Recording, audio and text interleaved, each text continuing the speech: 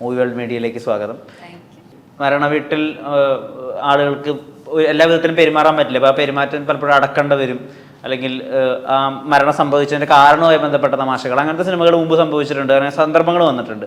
ഇവിടെ എന്താ വ്യത്യസ്തത? ഇവിടെ സിനിമയിലെ എല്ലാ കഥാപാത്രങ്ങളും സീരിയസ് ആണ്, പക്ഷെ അതിന്റെ റിസൾട്ട് നമുക്ക് തമാശയാണ്. സിറ്റുവേഷണൽ ഹ്യൂമറാണ്.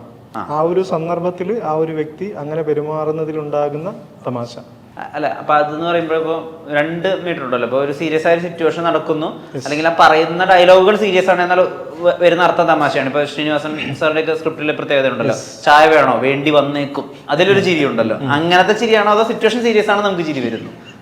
അതെ, സിറ്റുവേഷനിൽ ആ ഒരു സിറ്റുവേഷനിൽ ആ വ്യക്തി അങ്ങനെ ബിഹേവ് ചെയ്യുമ്പോൾ ഉണ്ടാവുന്ന തമാശയാണ്. വെർബൽ ഹ്യൂമറിനപ്പുറം ഓരോരുത്തരും ഓരോ സാഹചര്യത്തിൽ ചെന്ന് പെട്ടുപോവുകയാണ്. അവിടെ വരുന്ന നർമ്മമാണ്. പെട്ടുപോകുന്നതിലെ പ്രത്യേകതകളുണ്ട്. അതെ, തീർച്ചയായിട്ടും. സുബിന്റെ ഒക്കെ ഏരിയ എടുക്കുന്നത് വെർബൽ ഹ്യൂമറിലല്ലേ, അതായത് ഡയലോഗുകളോണ്ടാണല്ലോ തമാശ ഉണ്ടാക്കുന്നത്. അപ്പൊ ഇവിടെ അഭിനയിക്കത്തിന് കൂടി ശ്രമം വേണ്ടതുണ്ടോ? എന്റെ ക്യാരക്ടർ ഇതില് ആ ഒരു രീതിയിലുള്ള ഒരു പരിപാടിയാണ്. എന്റെ ക്യാരക്ടർ നമ്മൾ റീൽസിൽ കണ്ടിട്ടുള്ള സുബിനെ കാണാം. അല്ല, റീൽസ് പരിപാടിയല്ല. ഇല്ല, അല്ല. പക്ഷെ എന്നാലും എനിക്ക് ഒന്ന് എന്റെ ഒരു ചെറിയൊരു ടീമുണ്ട്. ഈ കൂട്ടത്തിൽ നിന്നൊക്കെ ജസ്റ്റ് ഒന്ന് മാറി നിൽക്കുന്ന ഒരു പരിപാടിയാണ്. ഈ എപ്പോഴും ഈ ക്രൗഡിന്റെ കൂടെ ഉണ്ടാവാറില്ല. അതായത് ഈ മരണ വീട്ടിനകത്ത് കിടന്ന് കറങ്ങുന്ന ഒരു പരിപാടിയല്ല. എന്റെ കുറച്ച് മാറിയിട്ട് നമ്മുടേതായിട്ടൊരു ലോകം അതാ ചെയ്യുന്നത്. അതുകൊണ്ട് അവിടെ നമുക്ക് ഡയലോഗിൽ കൊണ്ടുവരാം. അങ്ങനെ കുറച്ച് പരിപാടിയൊക്കെ ഇട്ടിട്ടുണ്ട്. അനുശ്വര, ഇപ്പൊ ട്രിവാൻഡ്രം സ്ലാങ് സിനിമയുടെ അകത്ത് ഉപയോഗിക്കുന്നു എന്നൊക്കെ നമ്മൾ അറിഞ്ഞിരുന്നു. അപ്പൊ നമുക്ക് അറിയാവുന്ന ഒരു സ്ലാങ് ഉണ്ടല്ലോ, ഇപ്പൊ കണ്ണൂർ സ്ലാങ്. അപ്പൊ അതൊക്കെ ഉപയോഗിക്കുമ്പോൾ നമുക്ക് ഇംപ്രവൈസ് ചെയ്യുമ്പോൾ അതിലെ തമാശകൾ, അതായത് ആ തമാശ എന്ന് പറയുമ്പോൾ ആ ഭാഷയുടെ തമാശ കൂടി നമ്മൾ മനസ്സിലാക്കണമല്ലോ. അത് ഇപ്പൊ ഈ സിനിമയിലൊക്കെ അപ്പൊ എങ്ങനെ ഉപയോഗിക്കുക? ഡയറക്ടറായിട്ടുള്ള ഡിസ്കഷൻസ് ഉണ്ടാവും അങ്ങനെ? തീർച്ചയായിട്ടും അങ്ങനെ ഇംപ്രവൈസ് ചെയ്യാനുള്ള ഒരു, ഈ പറഞ്ഞ പോലെ ഇംപ്രവൈസ് ചെയ്യുമ്പോൾ നമ്മളൊന്ന് രണ്ടാമതൊരു തോട്ട് പോകും. അതെങ്ങനെയാണ് ട്രിവാൻഡ്രത്ത് പറയാം. ട്രിവാൻഡ്രം അല്ല, ഇവരുടെ വിപിൻ ചേട്ടന്റെ ഒരു തോന്നയ്ക്കലുള്ള ഒരു കൈൻഡ് ഓഫ് ട്രിവാൻഡ്രം സ്ലാങ് ആണ്. നമ്മൾ ടിപ്പിക്കലി നമ്മൾ മുന്നേ സിനിമയിൽ കണ്ടേക്കുന്ന ഒരു കൈൻഡ് ഓഫ് ട്രിവാൻഡ്രം അല്ല, തോന്നയ്ക്കൽ ആ ഒരു ഏരിയയിലുള്ള ഒരു ട്രിവാൻഡ്രം സ്ലാങ് ആണ് സിനിമയ്ക്കകത്ത്. കുറച്ചൊന്ന് ലൈറ്റ് ആയിട്ട് സംസാരിക്കുന്ന, അധികം കട്ടിയും കനമൊന്നും ഇല്ലാത്ത ആ ഫ്ലോയിൽ പോകുന്നൊരു ട്രിവാൻഡ്രം ആണ്. അപ്പം അതിപ്പോ എനിക്കൊരു രണ്ടാമതൊരു ഇംപ്രവൈസ് എന്തെങ്കിലും ഡയലോഗ് വരുമ്പോൾ തന്നെ ഇപ്പൊ ഞാനത് പറഞ്ഞാലും, ഇപ്പൊ ബിബിൻ ചേട്ടന്റെ കൂടെയുള്ള ADs എല്ലാവരും ട്രിവാൻഡ്രത്തിലുള്ള ആൾക്കാരാണ്. ഇതിനു വേണ്ടി തന്നെ ഒരാൾക്കാരുണ്ട്. നമ്മൾ പറയുന്നതിൽ എന്തെങ്കിലും ലിപ്പ് ഡിഫറൻസ് ഉണ്ടോ എന്ന് നോക്കാൻ വേണ്ടി തന്നെ വേറെ ആൾക്കാരുണ്ട്. അപ്പൊ അതെന്തേലും പറഞ്ഞ് അങ്ങനെ എന്തെങ്കിലും ഉണ്ടെങ്കിൽ തന്നെ അപ്പൊ തന്നെ അവർ പോയിട്ട് മോണിറ്ററിലും നമ്മളെ നോക്കിയിട്ട് അവരത് പിന്നീട് റീടേക്ക് ബിബിൻ ചേട്ടൻ പറയും. കാരണം ലിപ്പിൽ പോലും പിടിക്കാൻ പറ്റാത്ത ചില സാധനങ്ങളുണ്ട്. അപ്പൊ അതിനു വേണ്ടി തന്നെ ആൾക്കാരുണ്ടായിരുന്നു. അപ്പൊ അങ്ങനെ ഉണ്ടെങ്കിൽ ഞാൻ ബിബിൻ ചേട്ടനടുത്ത് ചോദിക്കും. ആള് തന്നെ എനിക്ക് ഷോട്ടിന് മുന്നേ ഇരുന്ന് തന്നിട്ട് ഇതിങ്ങനെയാണ് പറയുന്നത്, എനിക്കത് അതിന്റെ ഡയലക്റ്റ് വരെ ഇരുന്നിട്ട് അത് പറഞ്ഞു തന്ന് പഠിപ്പിച്ചിട്ടാണ് എന്നെ ഷോട്ടിന് വിട്ടേക്കുന്നത്. സിനിമയിലും ആളുകൾ ചോരിൽ തന്നെ പ്രതീക്ഷിച്ചത് വല്ലാത്ത പ്രതീക്ഷയായി പോയില്ലേ? അപ്പൊ അതിനെങ്ങനെ മറികടക്കുക? അല്ല, അത് ഇപ്പൊ നേരെ സുബിൻ പറഞ്ഞ പോലെ എന്റെ ക്യാരക്ടർ ഞാൻ ചൂരിൽ ചെയ്യുന്നതായിട്ടൊന്നും യാതൊരു ബന്ധവും ഇല്ലാത്തൊരു ക്യാരക്ടറാണ്. അത് എന്റെ ക്യാരക്ടറിന് പ്രത്യേകിച്ചല്ല, ഒരു ഹ്യൂമറൊന്നും ഉള്ള ക്യാരക്ടറും അല്ല. ഒരു വളരെ എന്താ സീരിയസ് ആയിട്ടുള്ളൊരു ക്യാരക്ടറാണ്. അപ്പൊ എനിക്കത് അതിൽ സന്തോഷവും ഉണ്ട്, എന്നാൽ ചെറിയ ടെൻഷനുണ്ട്. കാര്യം അത് ഞാൻ ചെയ്ത് ശീലമില്ല. ഇപ്പം നമ്മളെ ഫോളോവേഴ്സ് ആയ പോലും എന്നെ എങ്ങനെ ഇഷ്ടപ്പെടൂ, അങ്ങനെ കുറച്ച് കൺഫ്യൂഷനൊക്കെ ഉണ്ട്. പക്ഷെ ഹാപ്പിയാണ്. കാര്യം അത് ഞാൻ ഇങ്ങനൊരു സാധനം ചെയ്യാൻ പറ്റില്ല, ഞാൻ ഭയങ്കര ഹാപ്പിയാണ്. അത് ടെൻഷൻ ഇല്ല കേട്ടോ, എനിക്ക് ആ ഒരു ടെൻഷൻ ഇല്ല. തീർച്ചയായിട്ടും ചുരുളിലെ ജാസിം അല്ല, വ്യസന സമേത ബന്ധുപത്രാദികളിലെ ജാസിം വേറെ തന്നെ ഒരാളാണ്. കാര്യം എനിക്കിതിൽ മെയിനായിട്ട് ഇപ്പൊ എന്റെ കോമ്പിനേഷൻ തന്നെ കൂടുതലും ഉള്ളത് ഇവരുമായിട്ടൊക്കെയാണ്. അസീസ് ക, നോബി ചേട്ടൻ, ബൈജു ചേട്ടനായിട്ടാണ് എനിക്ക് കൂടുതൽ കോമ്പിനേഷൻ ഉള്ളത്. അപ്പൊ ഞാൻ ഇവരുടെ ഇടയിലാണ് ഞാൻ നിൽക്കുന്നത്. ബൈജുചേട്ടന്റെ കൂടെയാണ് കോമ്പിനേഷൻ കൂടുതൽ കോമ്പിനേഷൻ. അതും ബൈജു ചേട്ടൻ അങ്ങനെ എന്റെ ഫസ്റ്റ് ഷോട്ട് ഈ പടത്തിൽ ബൈജു ചേട്ടന്റെ കൂടെ ആയിരുന്നു. അപ്പൊ അത് നല്ലൊരു എക്സ്പീരിയൻസ് ആയിരുന്നു. അതായത് ജാസിമിന്റെ മുഖത്ത് അവിടെ ഒരു പേടി വേണം.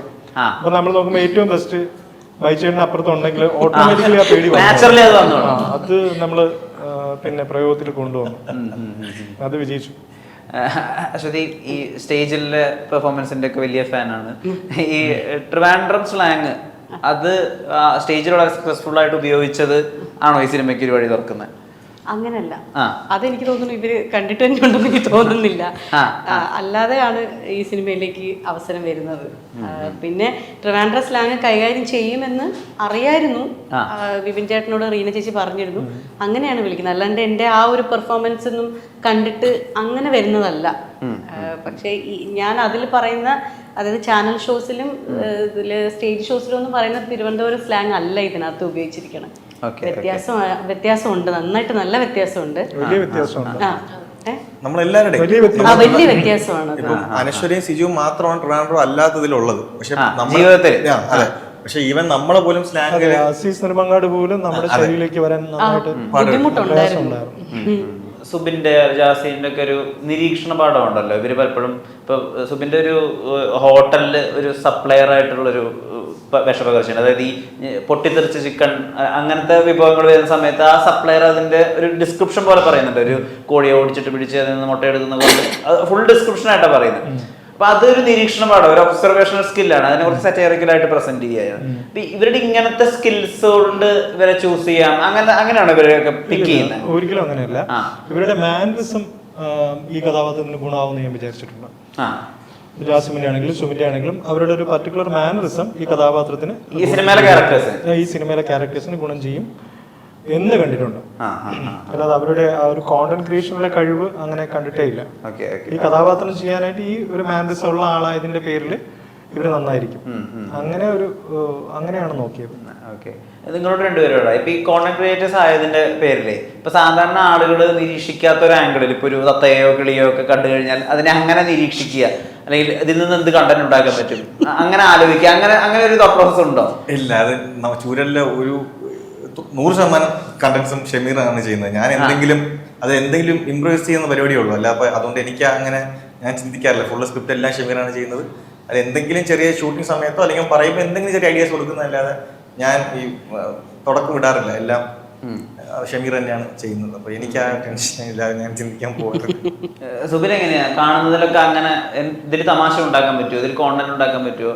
നിങ്ങൾ എപ്പോഴും അപ്ഡേറ്റഡ് ആയിട്ട് റീലുകൾ ചെയ്യുന്നുണ്ടല്ലോ. അതെ, ഞാൻ റീസെന്റ് എന്തെങ്കിലും പ്രശ്നങ്ങളൊക്കെ ഉണ്ടാകണമെങ്കിൽ അതിൽ നിന്ന് കണ്ടന്റ് ഉണ്ടാക്കാൻ ശ്രമിക്കുന്ന ഒരാളാണ്. ആദ്യ കാലഘട്ടത്തിലൊക്കെ എനിക്കിത് ഉണ്ടാക്കിയിടുന്നത് എന്ന് പറയുന്നത് നാലാള് ആരെങ്കിലും കാണട്ടെ എന്നുള്ളൊരു രീതിയിലാണ്. അതുകൊണ്ട് തന്നെ തുടർച്ചയായിട്ട് ചെയ്യത്തില്ല, ടൈം കിട്ടുമ്പോൾ മാത്രമേ ചെയ്യത്തുള്ളൂ. പക്ഷെ ഇപ്പൊ മുന്നോട്ട് വന്നപ്പോഴത്തേക്ക് നമ്മുടെ ജീവിത മാർഗവും അതായി തുടങ്ങിയപ്പോ കണ്ടന്റ് ഉണ്ടാക്കേണ്ടത് നമ്മുടെ ഒരു കടമ പോലെയായി. അതായത് ഞാൻ ഇപ്പൊ എല്ലാ ആഴ്ചയും 2 വീഡിയോ വീതം ഇടും. ബുധനാഴ്ച ഞായറാഴ്ച മസ്റ്റായിട്ട് 2 വീഡിയോ ഇടും. അപ്പം എനിക്കത് ആ ഒരു അൽഗോരിതം കട്ട് ചെയ്താൽ നമ്മുടെ റീച്ച് പോകും. റീച്ച് പോയാൽ വീണ്ടും ഒന്നേന്ന് റീച്ച് കയറ്റിയെടുക്കുന്ന ഭയങ്കര ബുദ്ധിമുട്ടുള്ള പരിപാടിയാണ്. അതുകൊണ്ട് ഇപ്പൊ എനിക്കിപ്പോ എവിടെ എന്തെങ്കിലും ഷൂട്ട് ഉണ്ടെങ്കിൽ ഞാൻ ഒരു 4 വീഡിയോ ചെയ്ത് വെക്കും, എന്നിട്ടേ പോകത്തുള്ളൂ. അല്ലാന്നുണ്ടെങ്കിൽ നമുക്ക് ചെയ്യാൻ പറ്റത്തില്ല. അപ്പൊ അങ്ങനെയൊക്കെ ചിന്തിക്കാൻ തുടങ്ങുമ്പോഴത്തേക്ക് കണ്ടന്റ് ഉണ്ടാക്കാൻ വേണ്ടിട്ട് നമ്മള് നിർബന്ധിതൻ ആവും. നമുക്ക് ചെയ്തേ പറ്റുള്ളൂ, കാരണം ഇല്ലെങ്കിൽ ഫ്ലോപ്പ് ആവും. അതുകൊണ്ട് നമ്മള് ചിലതൊക്കെ നമുക്ക് തന്നെ അറിയാതെ പോരാ, എന്നാലും പക്ഷെ നാളെ വീഡിയോ ഇടണമല്ലോ എന്ന് ഓർത്തിട്ട് ഇടുമായിരുന്നു. മുമ്പൊക്കെ അങ്ങനെയല്ല, നല്ലത് മാത്രമേ ചെയ്തിട്ടുള്ളൂ. ജീവിതമാർഗം പറഞ്ഞപ്പോഴേ ഞാൻ ഇപ്പൊ ആലോചിച്ചപ്പോ, പക്ഷേ നമ്മളിപ്പോ കൊളാബറേഷൻസ് വരുമ്പോഴത്തേക്കും ചിലപ്പോൾ ഷമീറിന് ഭ്രാന്ത് എടുക്കും. ചിലപ്പോൾ ഇതിന് എന്ത് ചെയ്യും, അത് ചെയ്തേ പറ്റൂ, കാര്യം അത് ചെയ്താലേ പൈസ കിട്ടും. ഞാൻ ആലോചിക്കും തത്തയും മയിലൊക്കെ എടുത്ത് തുടങ്ങിയിട്ട് അവസാനം എഡ്യൂക്കേഷൻ ഇൻസ്റ്റിറ്റ്യൂഷന്റെ ഒരു പരസ്യമായിരിക്കും. അതെങ്ങനെ കണക്ട് ചെയ്യണം? അപ്പൊ അങ്ങനെ ചിലപ്പോൾ ചില സമയത്ത് ഷമീറിന് ഭ്രാന്ത് എടുക്കും. ചിന്തയൊക്കെയില്ലേ നിങ്ങളുടെ? അപ്പൊ അങ്ങനെ ചിലപ്പോൾ ഞാൻ അങ്ങനെ 2 ഓപ്ഷൻസ് പറഞ്ഞു, ഇങ്ങനെ ഒന്നും ചെയ്താലും അങ്ങനെ ഒന്നും ചെയ്താലും. കാര്യം ചെയ്തല്ലേ പറ്റൂ, കാര്യം ഞാനാണ് ഇവരെയൊക്കെ ഡീൽ ചെയ്യുന്നത്. എനിക്ക് പെട്ടെന്ന് കൊടുത്തേ അപ്പൊ ഞാൻ ഐഡിയാസിലോ പറയാറുണ്ട്. അപ്പൊ അതിന് ചിലപ്പോൾ എടുക്കും, ചിലപ്പോൾ ശരിയാവില്ലെന്ന് പറയും. അപ്പൊ ഗതികേട് വരുമ്പോ ഞാൻ ഇപ്പൊ ഇടയ്ക്കിടയ്ക്ക് ഓരോന്ന് പറഞ്ഞു കൊടുക്കാറുണ്ട്.